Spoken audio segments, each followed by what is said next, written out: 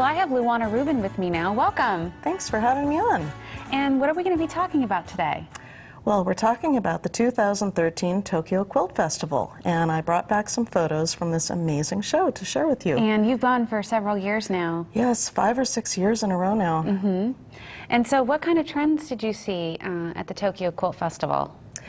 Well, you have to remember that in Tokyo, the quilts are all handmade. All the stitching, all the embellishments. It's very different from what we see in the US or Europe. So the trends have to do with what can be done by hand. And one of the trends I wanted to show you that really caught my eye this year was circles and dots. And the first one up here is a cherry blossom landscape. And you can see there are all different shapes and colors of dots. And it has more of a traditional Japanese feel, slightly contemporary. Take a look at the next piece here. It's really kind of a gritty urban art contemporary piece. I love it. But again, with circles. And there's a lot of texture and contrast in there. And so let's take a look at this next quilt, which seems to me that it has a lot of log cabin designs in it. Exactly. And you have to imagine all of these quilts are very large, 6 or even 7 feet across. So this is very tiny log cabin piecing. When you walk up to the piece, of course, you see it from a distance, and it's really eye-catching and bold. And you walk up and you see all this tiny detail. All the intricate work. Wow. That must be amazing to see in person. And this next quilt? The next quilt, use of color in that. Yes, and it's a combination of many different mediums, applique and embroidery and piecing. But again, it's really an eye-popping example of this circle trend. Good use of shading and light and dark on this quilt. Exactly. There's an ombre going on in the background, too. And let's take a look at this quilt that has a ton of circles on it. Yes, I met the artist who made this. It had over 2,000 circle appliques. They look like buttons, but they're flat, and they've all been hand-turned around a small piece of paper, a round piece of paper. That is remarkable and would require a lot of patience. A lot of patience. And Definitely. Same thing here. This quilt also has a lot of circles.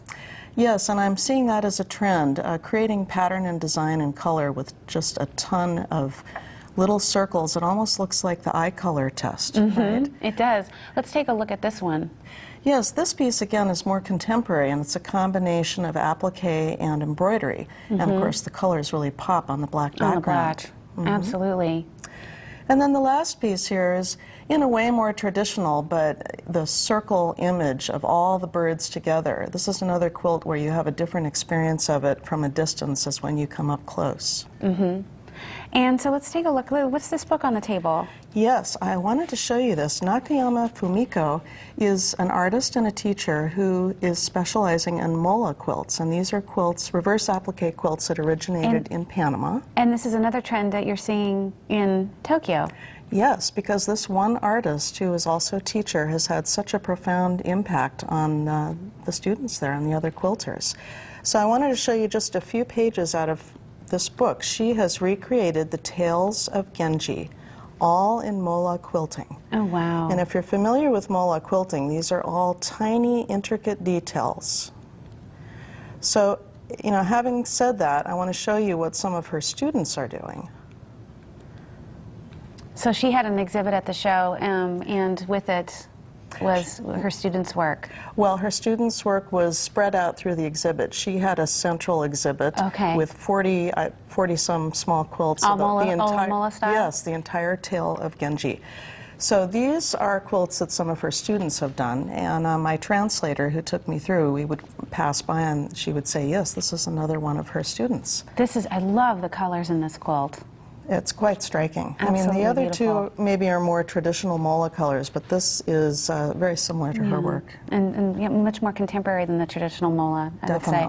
Yeah. And this quilt, what was striking about this to you?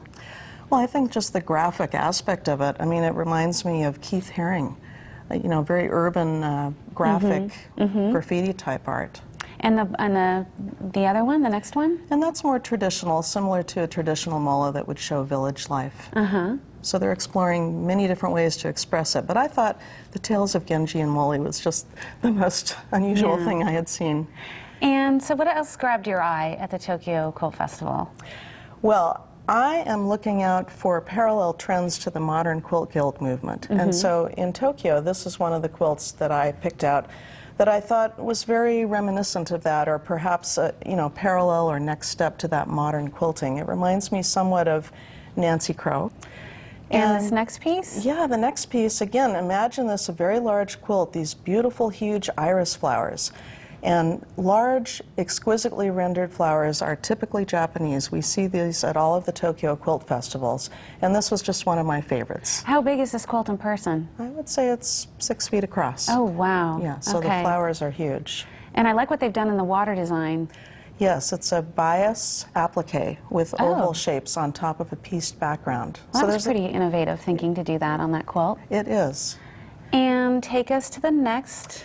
Yes, next we have a beautiful peacock quilt, and peacocks have been a trend, and I've showed some of the peacock fabrics here in the past, and so now we're seeing more peacock quilts, and this was all applique, all by hand of course, and there's a little bit of metallic in there too, which gives it a very opulent, rich look. Beautiful. And this last quilt? The last quilt I found so interesting, and a lot of other people found it interesting too. There were crowds just clustered around it when I was there. It's about jazz, which of course is an American musical art form.